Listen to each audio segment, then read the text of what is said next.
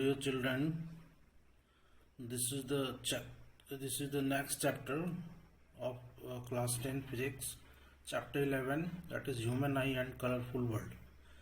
In this chapter we will discuss human eye, parts of human eye,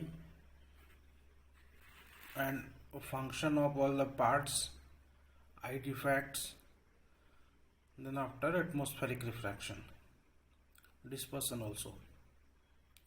So starting from the human eye, this is a schematic diagram of human eye. I have drawn this.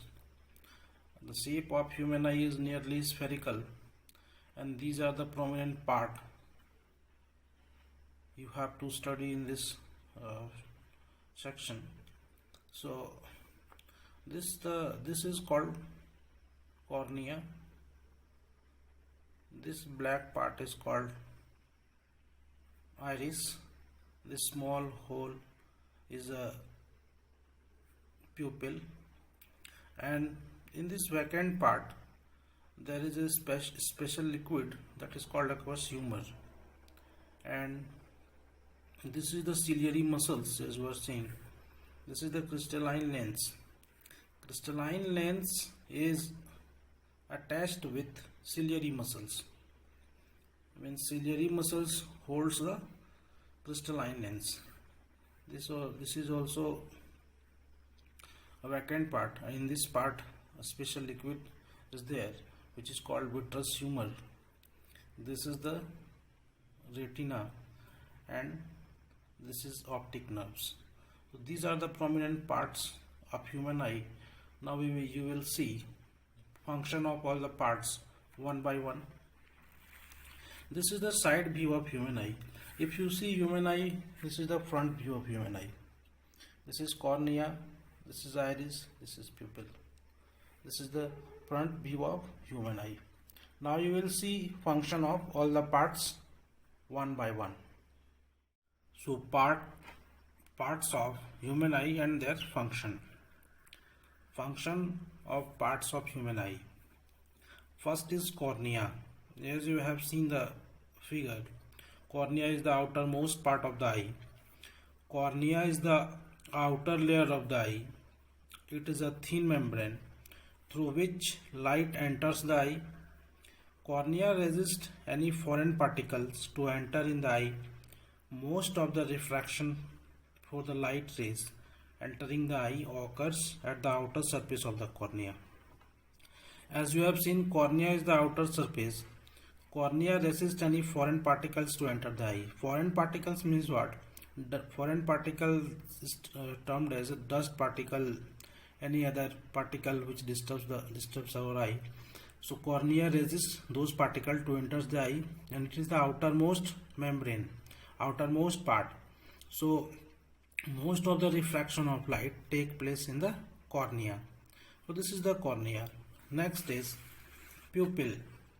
The pupil regulates and controls the amount of light entering the eye. It is the pathway of light rays to reach the eye lens. Sometimes iris contracts, sometimes iris relaxes. So this contraction and relaxation of iris controls the size of pupil. So pupil is what? It regulates and controls the amount of light entering the eye. Next is iris. Iris is a dark muscular diaphragm that controls the size of pupil. Already I have told you that sometime iris contracts, sometime iris relaxes. By contracting and relaxing itself. So iris contract and relaxes, which controls the size of pupil. The main function is iris is what? Main function is iris to change the shape of pupil.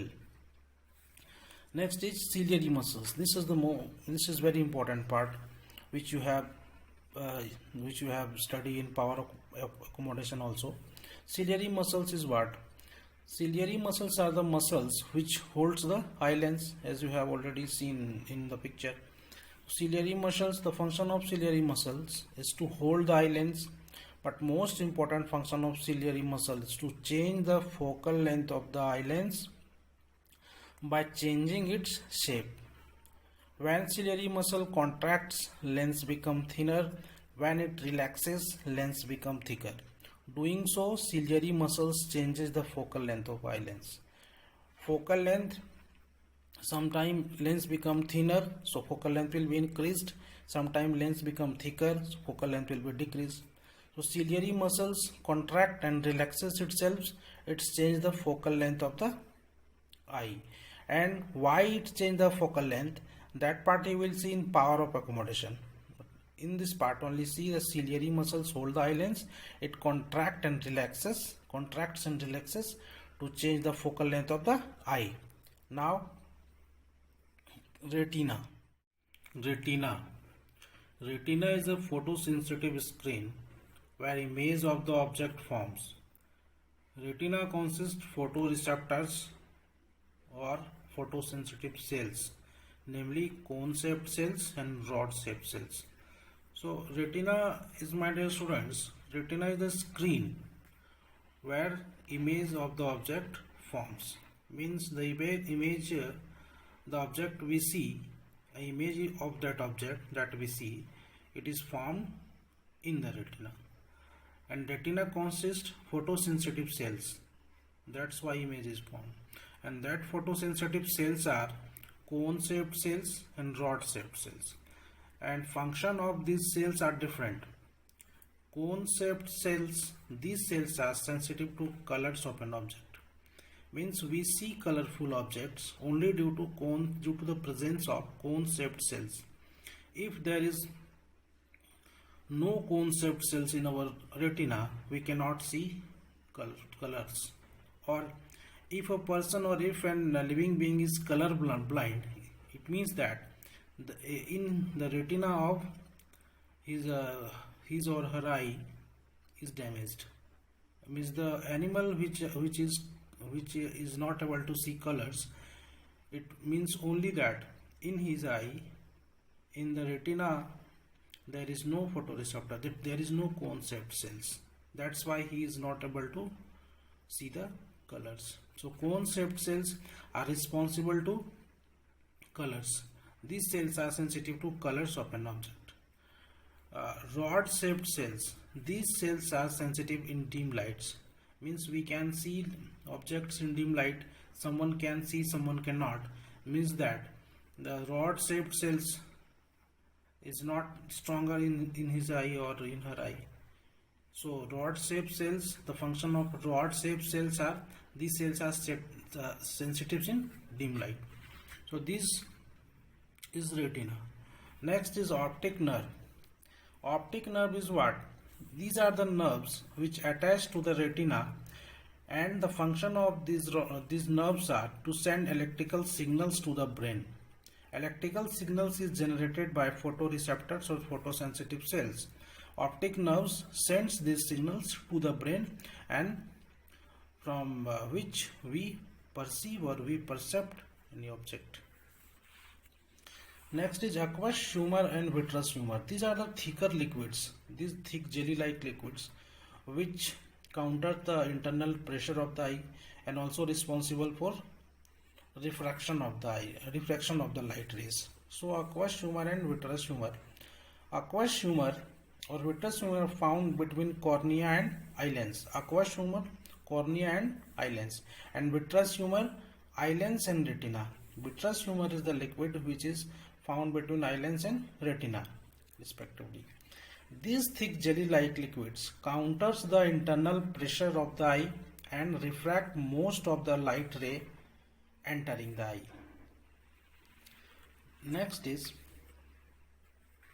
blind spot of the eye. Blind spot of the eye. What is blind spot?